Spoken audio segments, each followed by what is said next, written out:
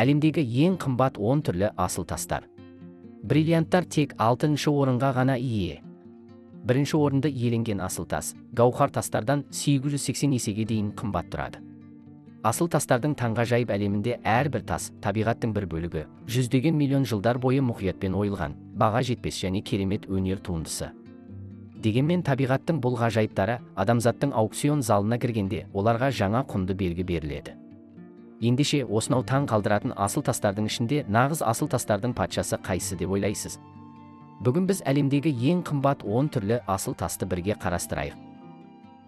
Біздің төрт төңірек каналымызға келгендеріңізді қарсы аламыз. Төрт төңірек каналымыз сіздерге әр апта сайын мәнді де мағыналы ғылыми ақпараттарды жеткізіп тұрады. Тезірек каналымызға тіркелу арқылы осы қазақша каналымызды қолдап қуаттап қойыңыз. 10-шы қара опал. Опал құрамында кремний қышқылы бар асыл тас. Оны адамдар кемпірқосақ тәрізді жарық үшін өте жақсы көреді. Әсіресе орта ғасырларда адамдар опалдың түс спектріндегі барлық асыл тастардың артықшылықтарын біріктіріп, қорғаныс пен сәттілік әкелетініне сенді. 19 ғасырдың басына дейін атақты жазушы Уолтер Скотт өзінің Анна Гильштейн романында табиғаттан тыс күштері бар опал тұмарын сипаттаған. Опал тұмары суға түскен сәтте түсін жоғалтты және бұл роман танымал бола бастағанда, роман жарық көргеннен кейін бір жылдан аз уақыт өткен соң, адамдар опалды бірден бақытсыздық пен өліммен байланыстырды. Сосын Еуропада опалдың сатылуы 50%-ға күрт төмендеді. Бірақ опал бір кездері бақытсыздық әкеледі деп саналғанымен, оны бүгінгі күні де көптеген адамдар оны әлі де бағалайды. Әсіресе бірегей және аңызға айналған асыл тастарды іздейтін коллекционерлер үшін көптеген опалдардың ішіндегі қара опал ең сирек кездесетіні саналады. Оның қараңғы эмбриональды түсі онлайн романдарда сипатталған түрлі түсті қара түстер сияқты жарқырайды. Ал мынау қара опал әңгіменің ең мағыналы екені анық. Бұл тасты Бобби есімді австралиялық кенші кездейсоқ тауып алған. Зейнеткерлікке шығып, барлық құрал саймандарын сатпақшы болғанда біреу оған соңғы шелек топырақ берді. Осы кезде оның назарын топырақтағы жылтыраған нәрселер аударды. Бұл таңқаларлықтай 306 карат шығатын қара опал болып шықты. Бобби бұл асыл тасты 14 жыл бойы құпия сақтады. Кейінірек ол алғаш рет бағасы 3 миллион ақш долларына дейін көтерілді. Оның орташа бағасы 1 карат үшін 9500 ақш долларын құрады. 9-шы. Қызыл берил. Қызыл изумруд немесе берил деп те аталады. Бұл таста изумруд асыл тастар отбасының мүшесі болып саналады. Бұл асыл тас 1 карат үшін 10 мың долларға дейін сатылады. Және Юта геологиялық қызмет орны әрбір 150 мың алмаздың ішінде бір ғана қызыл берил шығады деп есептейді. Британдық гемология қауымдастығының мәліметі бойынша 2 каратты қызыл берил 40 каратты гаухардай сияқты сирек кездеседі деп санайды. Негізінен ол тек өте ерекше геологиялық ортада түзілгендіктен, оның піскен қызыл түске айналу үшін бериллийдің көп мөлшері мен марганецтің белгілі бір күйі қажет. Оның үстіне, бұл қоршаған орта жағдайларының өте күрделі үйлесімі және табиғатта пайда болу ықтималдығы өте төмен екендігі белгілі болды. Бірақ алынған түс тіпті 1000 градус Цельсий ортада тұрақты болып қалады. Бұл ыстыққа төзімділігі шынымен таң қалдырады. Оның үстіне, қоршаған ортаның барлық шарттары орындалса да, қызыл берилдердің көпшілігінің салмағы жарты караттан аз болып, және оны өндіру өте қиынға түседі. 1 карат қызыл берилді қазып шығу үшін 10 мың ақш доллары қажет дейді. Өндіріс орындарындағы қазіргі жағдайға қарағанда, жылына 1-2 караттық бірнеше жүздеген қызыл бериллер ғана өндіріледі. Сапаға әлі де талаптар қойылса, және ол 1 караттан артық болуы керек болса, жылына 100 данаға да толмайды. Егер сіз бір күні 2 карат немесе одан да көп қызыл берилді кездестіре алсаңыз, онда сіз шынымен сирек кездесетін асыл тасты кездестірдіңіз. Жалпы айтқанда, қызыл берилдің түсі неғұрлым қызыл және ашық болса, соғұрлым жақсы болады. Дегенмен нарықта қызыл берил ретінде сатылатын кейбір қызыл асыл тастар шын мәнінде құлпынай қызыл берил екенін атап өткен жөн. Құлпынай қызыл берил де өте сирек болса да, ол қызыл берилдей сирек емес. Сапалы қызыл берил өндірілгеннен кейін оны бірден мұражайлар немесе коллекционерлер дереу сатып алуға кіріседі. Сондықтан асыл тастар нарығында оны көруге мүмкіндіктер өте аз болады. Демек, қызыл берилдің құнды болуының себебі оның сұлулығымен ғана емес, өте сирек кездесетіндігімен де байланысты. Адамдардың табанды түрде ізденісі тек асыл тас деп айтудан гөрі, әркім жинағысы келетіні тарихтың бір бөлігі, геологиялық ғажайыптардың тамаша көрінісі деуі дұрыс. 8-ші мускравит. Мускравит бериллий алманиті ретінде де белгілі, оның бағасы 1 карат үшін 35 мың ақш долларына дейін жетеді. Бұл асыл тасты адамдар алғаш рет 1967 жылы тапқан. Басқа атауында айтылғандай, бұл тәффит асыл тас түріне жататын бериллий, алюминий, магний және мырыштары бар оксидті минерал. Оның қаттылығы МО шкаласы бойынша 8-ден 8,5-ге дейін жетеді. Барлығына түсінуді жеңілдету үшін күнделікті өмірде сапалы пышақтардың МО қаттылығы шамамен 5,5-ті құрайды, ал кварцты тастың қаттылығы небәрі 7 болады. Мускравит тасының керемет қаттылығын енді оңай елестете аласыз. Мускраф тасының түсі түссізден күлгінге дейін, сұрдан жасыл сұрға дейін өзгереді, ал күлгін мускраф тасы ең танымал. Бірақ шынымды айтсам, бұл асыл тасты зергерлік дүкенге бару арқылы оңай табуға болатын нәрсе емес. 2005 жылы әлемде тек 8 дана мускраф тасы табылған. Американың гемологиялық институты оны сирек кездесетіндердің ең сирекі деп атайтыны соншалық, тіпті оны сертификаттау бойынша зерттеулердің тілектер тізіміне енгізді. Мускравит тасы қазіргі заманда табылған асыл тас болғанымен, онымен байланысты мифтер мен аңыздар жоқтың қасы. Дегенмен кейбір зерттеушілер бұл оның жоқ екенін білдірмейді деп санайды, өйткені ол ежелгі уақытта басқа асыл тастар деп аталды. Неліктен мұндай асыл тас бүгінгі тізімде 8-ші орында тұр деп ойлайтын шығарсыз. Бұл асыл тастардың бағасы әдетте сұранысқа байланысты анықталады, және қарапайым сатып алушылар мускравит тасы туралы көп білмейді. Болашақта құны жоғарылай беруі мүмкіндігі жоғары, ал мускравит тасы магнийдің жоғары мазмұнына байланысты адамды тыныштандыратын қасиеттерге ие. Мускравит тасын тауып алғандар үшін алып айтқанда оны позитивті энергияны арттыру, стрессті азайту және тыныштық пен қуаныш әкелу үшін пайдаланылады. 7. Александрит. Александрит есімі ертегіден шыққан сияқты естіледі, бірақ оның сиқырлы қасиеттері шынымен таң қалдырады. Оның ең үлкен сиқыры, ол әртүрлі шамдар астында түстерді өзгерте алады. Мысалы, ол күн сәулесінің астында жасыл болып көрінеді. Сондықтан оны асыл тас индустриясының хамелеоны деп те атайды. Александрит өзінің түсін өзгертетін әсерінен басқа, оны әртүрлі бағыттан қарауға тырыссаңыз, ол мүлдем басқа түстерді көрсете алатынын байқайсыз. Әдетте жасыл, қызғылт, сары және күлгін. Бұл вариация оның ерекше жарық сіңіретін қасиеттеріне байланысты. Бұл оны ең құнды асыл түсті етеді. Ол қоңыр түссіз қызыл күреңнен қою көкке дейін өзгеруі мүмкін. Ал түс неғұрлым қарқынды болса, ол соншалықты күшті асыл тас болып табылады. Оны 19 ғасырда Ресейде табылғаннан кейін ол бірден Ресейдің ұлттық қазынасына айналды. Өйткені оның жарқыраған көк және қызыл түстері Ресей туының түстеріне сәйкес келеді. Кейінірек Александритке де түрлі мәдениеттерде түрлі таңбалар берілді. Өйткені оның түсінің өзгеруіне байланысты символдық мәні көп еді. Мысалы, Еуропада Александрит махаббат пен қызғанышты білдіреді, ал Шри-Ланкада ол ұзақ өмір мен өркендеуді білдіреді. Бұл асыл тас адамдарға жаңа ортаға бейімделуге, әртүрлі өмір салтын түсінуге және тіпті адамдарға ортақ тіл табуға көмектесетіні туралы аңыздар да көп. Сонымен қатар, Александриттің сирек болуы да оның жоғары құндылығының маңызды себебі болып табылады. Александриттің үлкен саны алғашында Ресейдің Орал тауларында табылғанымен, ол жердегі кен орындары тез таусылды. Қазіргі уақытта нарықтағы Александрит негізінен Шри-Ланкадан, Шығыс Африкадан және Бразилиядан келеді. Жоғары сапалы Александрит әлі де өте сирек кездеседі. Дайын Александрит кесінділерінің салмағы 1 караттан аз. Бұл үлкен каратты Александриттің сиректігі мен құндылығын одан әрі арттырады. Қазіргі уақытта ең үлкен Александрит Смитсон институтының қолында, салмағы 57 карат және жалпы құны 4 миллион ақш долларын құрайды. Бұл 1 карат үшін орташа құны 70 мың ақш доллары болады. 6. Гаухар тас. Қымбат болуымен қатар, гаухардың қаттылығы оның ең танымал сипаттамасы болып табылады. Оның мас қаттылығы 10, және оны ешбір зат сызаттай алмайды. Сіз де Бирс есімін танымайтын шығарсыз, бірақ ол жасаған әйгілі жарнамалық ұранды білмейтін адам аз шығар. Гаухар мәңгілік, гаухар мәңгі қалады. Де Бирстің осы сөзінен кейін гаухар тастар сүйіспеншіліктің мызғымас куәгерлері ретінде пайдаланыла бастады. Неке қидыру рәсімдерінде немесе үйлену тойларында қолданатын ажырамас бөлігі болды. Оның қаттылықтан басқа, гаухарлар өте жоғары оптикалық қасиеттерге ие.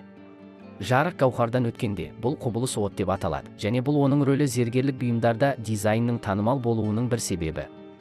Зергерлік бұйымдар нарығында гаухар тастардың көптеген түрлері бар. Ең көп таралғандары түссіз бен түсті гаухар тастар. Бірақ бұдан басқа, жұртшылыққа аз белгілі гаухардың тағы бір түрі бар. Ол ақ гаухар тастар деп аталады. Ақ гаухарлар бұл сүтті ақ гаухарларды мұқият бақылағанда, ақ гаухар тастарда жарқыраған әлсіз жылтырлық бар екенін байқайсыз. Бұл жарықты альбуминдік жарық деп те атайды. Түрлі түсті гаухар тастарға келетін болсақ, ежелгі әдет-ғұрыптарда әртүрлі әлеуметтік топтар әртүрлі түсті гауһар тастарды қолданатын еді. Мысалы, саудагерлер сары гауһар, ал төмен дәрежедегі адамдар қара гауһар немесе сұр гауһар тастарды қолдануға болса, ал қарапайым адамдар ақ гауһарды қолданса, олар ең болмағанда түрмеге жабылады. Ауыр болса жанынан да айырылуы мүмкін. Қазіргі уақытта ақ гауһар тастар әлі де қоғамдағы жоғарғы топтардың іздейтін сәнді зергерлік бұйымдар болып табылады және өте жоғары құндылыққа ие. Аукцион тарихындағы ең үлкен ақ гауһар қазіргі уақытта жартас деп аталады және салмағы 228,31 карат. 2022 жылы бұл үлкен алмұрт тәрізді ақ гауһар Швейцария Женевада аукционға қойылды және соңында 1 караттың орташа бағасы 96.000 ақш доллары болатын 21,9 миллион ақш долларына сатылды. Жалпы гауһар жер бетіндегі ең қатты табиғи зат қана емес, сонымен қатар көптеген мәдениеттердегі байлық пен биліктің символы болып табылады. 5. изумруд. Адамзаттың қолданылған ең ұзақ тарихы бар асыл тас изумруд, бериллер тобындағы корольдік түрі. Аз мөлшерде хром иондары оны ашық және жанды жасыл етеді. Бұл жасыл жазда, жасыл ағаштар сияқты, адамдарға үміт сезімін береді және мейірімділікті, сәттілік пен мәңгілікті бейнелейді. Сонымен қатар, жасыл асыл тас теріге дәл сәйкес келеді. Бұл изумрудтарды ежелгі Мысыр дәуірінде де зергерлік бұйымдар ретінде қолдануға мүмкіндік береді. Тіпті қазіргі уақытта да сансыз адамдар жақсы көреді. Сондықтан үлкен және мөлдір изумрудты табу өте сирек кездеседі. Халықаралық түсті асыл тастар қауымдастығына сәйкес, кірмелері бар қою жасыл изумрудтар дерлік мінсіз, күңгірт түстерге қарағанда құны әлдеқайда жоғары. Изумруд туралы айтқанда біз атақты Рокфеллер изумрудты атап өтуге тура келеді. Рокфеллер тілсім және аты аңызға айналған американдық отбасы. Олар орасан байлық жинап қана қоймай, сонымен бірге құны 100 миллиардтаған 170 мың зергерлік бұйымдар мен өнер бұйымдарын жинап, әлемдегі ең үлкен коллекциялық отбасы болды. Рокфеллер әулетінің зергерлік бұйымдар топтамаларының ішінде ең танымалы, сөзсіз, сақинаның ортасында салмағы 18,04 карат болатын 8 бұрышты колумбиялық изумруд бар. Бұл асыл тас бастапқыда броштың бір бөлігі болды. Кейінірек мұрагерлік процесінде ол сақинаға қайта орнатылып, Рокфеллер отбасының атымен аталып қазыналар арасында аңызға айналды. Атауынан көріп тұрғандай, бұл сақина Рокфеллер отбасы үшін өте маңызды.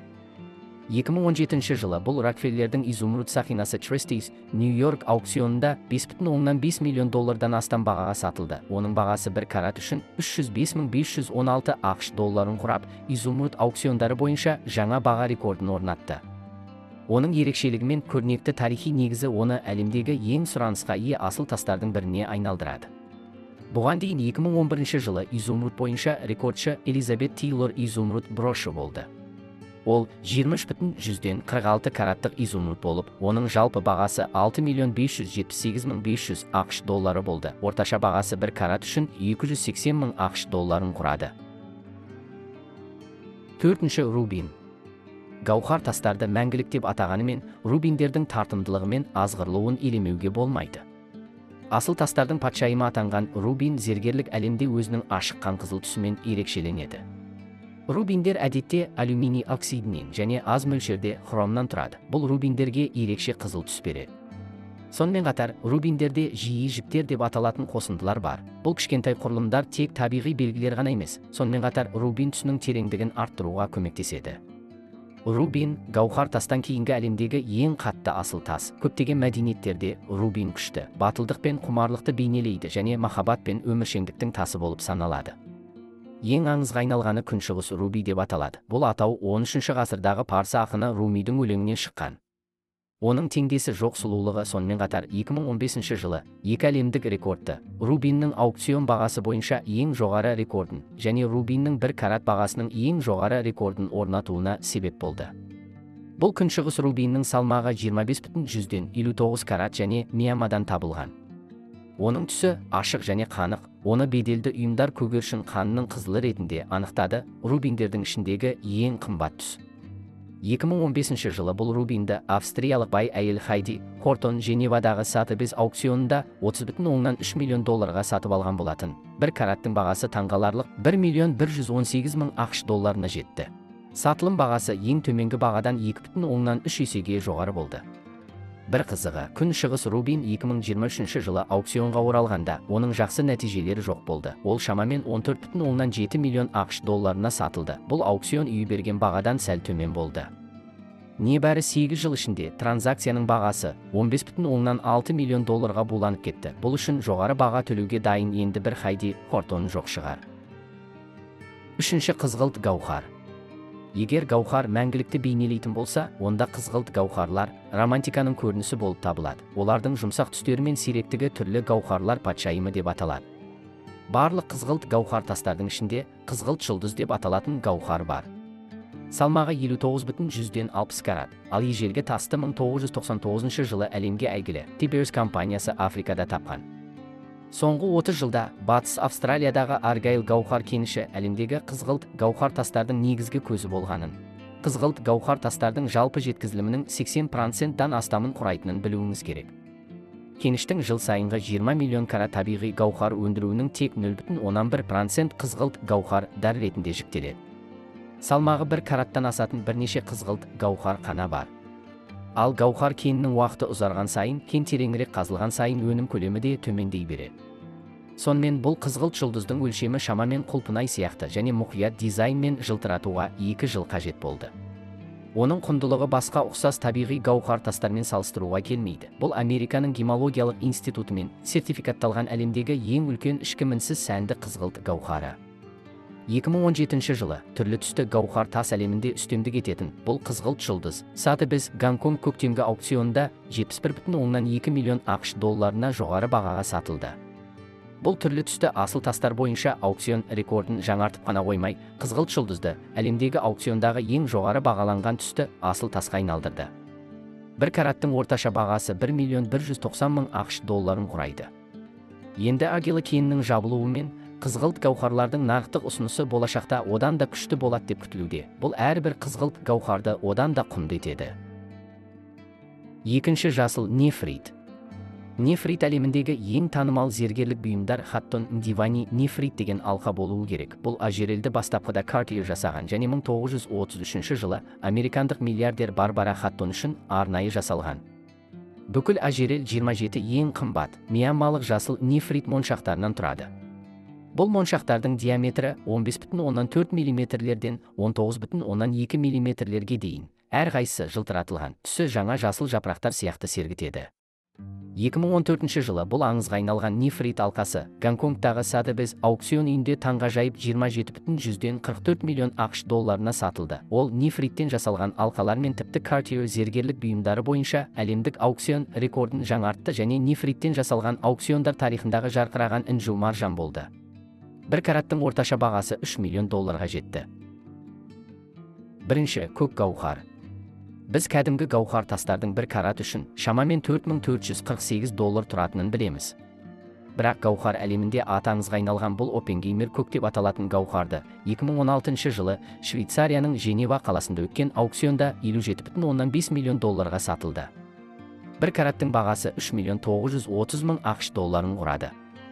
Бұл баға көк гауһар тастары бойынша аукцион рекордын жаңартып қана қоймай, оны әлемдік гауһар аукциондары тарихындағы бір гауһар үшін ең жоғары мәміле бағасына айналдырды. Басқаша айтқанда 1 карат көк гауһар 883 карат тұратын қарапайым гауһар тасты оңай сатып алады. Жоғары сортты көк гауһар тастардағы көк түс гауһар құрамындағы бор элементінен туындайды. Оппенгеймер көк көгілдір түсі зергерлік өнер саласындағы ең жоғары деңгейге жетті. Бұл гауһар тастың тарихы аты аңызға айналған Филипп Оппенгеймердің бір кездері халықаралық гауһар алыбы және De Beers компаниясының негізгі акционері болғаннан басталады. Бәрімізге белгілі, 1902 жылы De Beers Претория маңындағы Кулинан кенін ашты және Джозефинаның көк айы, мәңгілік жүрегі, көк жүрек және серфин жұлдызы туралы және Кулинан сияқты көптеген көк гауһар тастарды осы кеннен тапты. Бірақ Оппенгеймер тек өзінің сүйіспеншілігінің айғағы ретінде осы көк гауһарды әйеліне беруді таңдады. Сондықтан Оппенгеймер көк тек жоғары бағаланған аукциондық бұйым емес, сонымен қатар ол романтикалық махаббаттың символы болып табылады.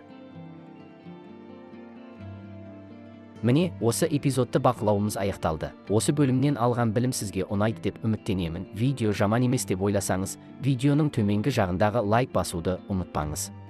Және осы арнаға жазылыңыз, және хабарландыруларды алу үшін қоңыраушаны ашыңыз. Көргеніңіз үшін көп рахмет.